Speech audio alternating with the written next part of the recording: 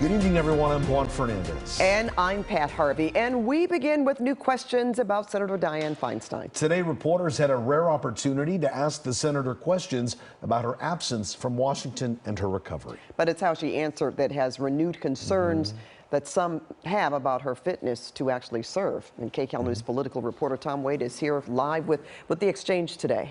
And Pat, Juan, I think the word you use is right, concern, right? I think people are worried about her. Obviously, there's a lot going on in terms of health here. Feinstein has been back in Washington for almost a week. She's participated in votes and had almost no contact with journalists. But today, she took a few questions at the Capitol. Journalists who were there say her responses seemed confused.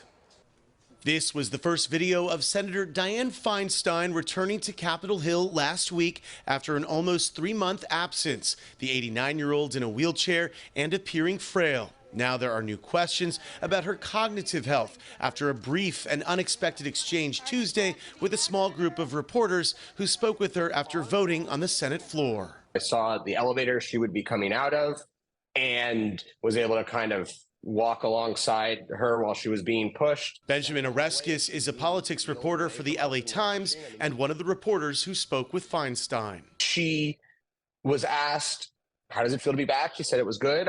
We asked, what does it feel like to hear from people about your return? And she said, I haven't been gone. I've been working. And and she goes, I've been voting. And I said, oh, so you mean like you've been working from home? And then she responded, no, I've been working here. I've been voting. Oreskes says it's possible the senator misunderstood the question, but it's not clear. And then kind of said a couple more things. She returned last week after several months of being absent. You could maybe interpret that as meaning she's been working here voting since last Tuesday when she returned and took her first vote on Wednesday. But given the other reporting that has been out there and just how frail she looks, I think there is some question of whether or not she, was aware that she had been gone. California's senior senator was absent from the Senate since February, in the hospital battling shingles and then recovering at home before returning to Washington. Some called on her to resign because without her vote, Republicans were able to block President Biden's judicial nominees, which can have a huge impact on critical issues like abortion rights. Democrats need her vote, but major questions remain about her health. People who were doubtful about Senator Feinstein's state of health, it actually wasn't very reassuring. It seemed that she wasn't quite clear on what the question meant. And one interpretation is that she didn't really know that she'd been gone. Perhaps she thought the question was only about the past few days. But still, there's questions about the state of her health. I think the exchange that Dianne Feinstein had with a reporter earlier today does raise some questions about her mental fitness from office. And this is not about age. This is not about gender.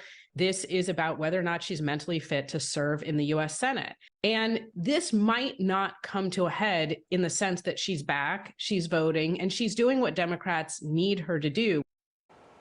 Feinstein's office said they would get back to us if the senator had any additional comments about the exchange. So far, we have not heard back from the office, so tough to watch. It really is. But that begs the question.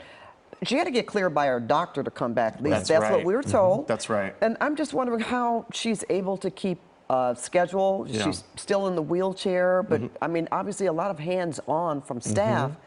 In terms of getting her from point A to point B and participation. Exactly. And so they're telling her she's keeping a light schedule. They're trying to take all the votes they can without her being there. So, for example, judges that have bipartisan support, they're doing that in committee without her there. But for the judges where the Republicans don't support them and they need the Democratic votes, it's an 11-10 divide on the Judiciary Committee in the Senate. Without her vote there, she can't break. She has to be there to break that tie, or for other votes. On committee, subpoena issues, Biden nominees still waiting to go. So, her vote is critical, but she is keeping a lighter schedule, working only a few hours a day. Yeah, it seems like it's day by day. Yeah. All right. Thank you so much.